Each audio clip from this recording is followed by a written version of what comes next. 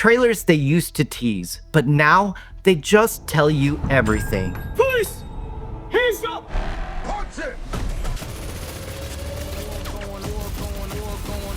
I'll be back. What?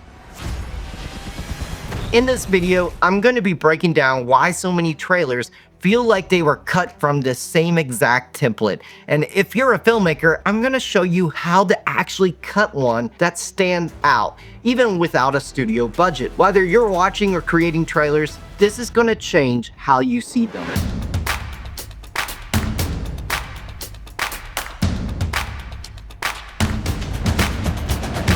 Studios aren't cutting trailers to build curiosity anymore. They're trying to guarantee a ticket sale. That means using a formula and familiar beats, big reveals, and it's been this way for quite a while. You know the pattern: slow dramatic intros, some slowed down pop song, quick cuts, music builds, then silence, then a punchline, then boom, title card. Ba, ba, ba, ba. Yeah.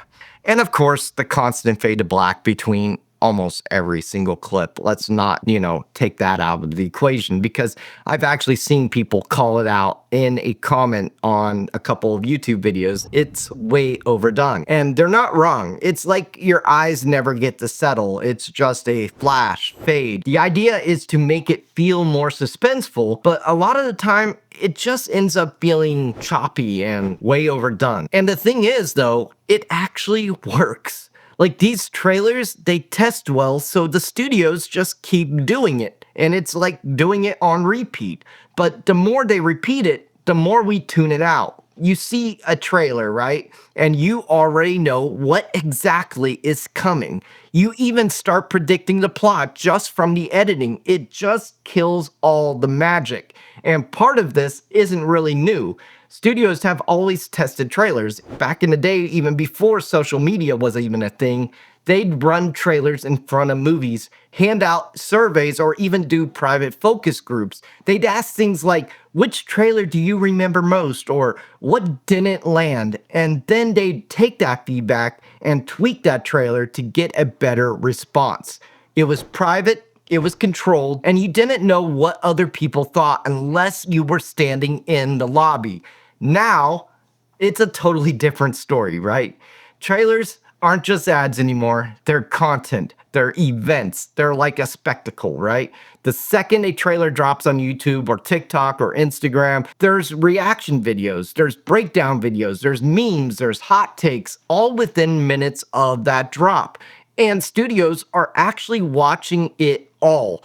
They're reading the comments, they're tracking the likes, checking which lines get clipped, remixed, shared, and memed, because now the trailer isn't just selling the movie, it's feeding the algorithm. And if it doesn't pop online, that's a major problem. You've probably seen this play out, right? A trailer drops, and if the internet doesn't get it, studios will freak out. Like when the first Sonic the Hedgehog trailer dropped, and the internet dragged that character design so hard that the studio actually delayed the entire movie to fix it. That wasn't a test group. That was actually Twitter. So now trailers are edited not just for theaters, but for YouTube, for shorts, for TikTok. And they have these fast cuts, the loud music, even in vertical versions for your phone.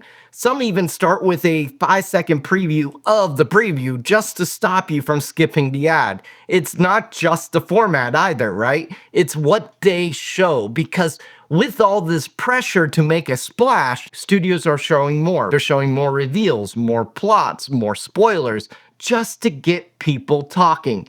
Let's take Terminator Genesis, for example. They spoiled a huge, and I mean massive, twist in the trailer where John Connor becomes the villain. And they did it just to get attention. And the director didn't even want that revealed, but the studio made the call. And they thought if they didn't show something game-changing, people wouldn't care. And that mindset is literally everywhere now. If the teaser doesn't hit, you can bet the next trailer is going to show the biggest set piece or some surprise cameo just to win people back. Funny story, I cut a trailer and it was for Race Against Time. I think you guys seen it. It's on this YouTube channel. And I did it last year because I was hoping that the film would have been done within the summer months, but it wasn't. We're still tackling some stuff, but luckily it's actually going to be finished hopefully by next week. Anyway, with that, it hit over 31,000 views. And to me at that time, that was a lot because I have never had a video with that many views at that time period. That was honestly wild for me, and I didn't do it by copying Marvel or dropping in a VFX explosion. I focused on the tone. I wanted to feel like the film and not explain it. So I watched other videos on, editing trailers. Like I focused on trailer editors and learned from them and figured out their momentum. And this one guy actually had this crazy, awesome idea of using a metronome. And I'm going to be honest, using a metronome helped me a lot. And I know it really sounds outlandish to use, but you got to think of this like a song. Every edit that you're doing in a narrative realm is a song, right? It has rhythm, it has pacing, it has beats. Every shot had to land on a certain beat because a trailer should feel like music. It should feel like a song, not just sound like it, but feel like it. And that's why big studios have trailer editors, not the film editors, a totally different person. These folks specialize in making you feel something within 1 to 2 minutes. It's not about telling the full story, right? It's about giving you just enough to want more. If you're an indie filmmaker and you're wondering, how do I even compete with all this? Here's the good news. You don't have to copy the formula. You create your own, right? You just have to break it the right way. So you start with the emotion, not the plot. What does your film feel like? Lean into that. Don't lead with your biggest scene. Lead with your most honest one, the one that gets under your skin. And honestly, if you're not feeling it at the editing point, well, your audience is not going to feel it either. So think about this, all right? Think of your trailer like a question, not an answer. You don't have to explain everything. Just make people curious. Make people curious. It's all about a question. You don't need to answer any questions. You want the people to ask the questions. And when it comes to sound, use it with intention. Let silence do some of the work. Let the sound design from your film breathe. You don't need a generic trailer track if your story already has a soul, right? You don't. Also, if your film is small, don't try to fake scale. Real emotion will always land harder than a fake spectacle. And that's just me being full blunt with you guys. Even big studios are figuring this out. Like, do you guys remember that Fast X trailer? It literally gave basically the entire highway sequence, and people actually roasted it online.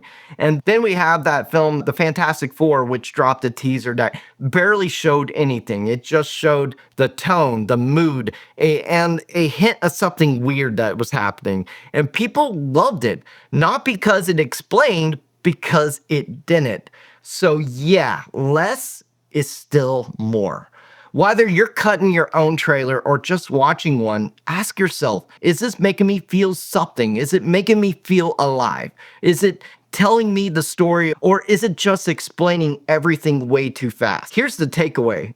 Don't chase trends. Build your trailer around tone. Let emotion lead. Let it breathe and make people curious, not bored. Honestly, try that metronome method because literally it will change your whole aspect on editing. It's freaking crazy, but it works. And if you're new to the channel and you're into filmmaking, storytelling, or just figuring out how this stuff really works behind the scenes, I encourage you guys to hit that like button, subscribe to our channel, and stick around because we do post a video every week. But before we end the video, I do want to give a shout out to someone that's been on our channel since the early stages. I mean, like the beginnings. And he actually won our very first giveaway of DaVinci Resolve Studio. His name is Chris, and I would say his last name, but I don't want to butcher it, so I'm going to put him right here. He's been wanting me to do a giveaway for NeatVideo for quite some time. With that, I ended up blessing him with NeatVideo Pro. Listen, guys, All I'm asking for you guys is, to grow this community in a healthy manner and what you guys are actually needing. Because my mission here is literally to provide you guys with the tools and the knowledge needed to succeed. As an indie filmmaker, we're pressed to grow and learn in basically every avenue there is when it comes to filmmaking. And this is my passion, okay? I love creating movies. I love creating and I love giving back. We are all blessed to be a blessing. And we're going to be doing another giveaway here in the next month, so stay tuned for that. I just love giving back to you guys. That's all right? Anyway, with all that being said, as always, practice and create.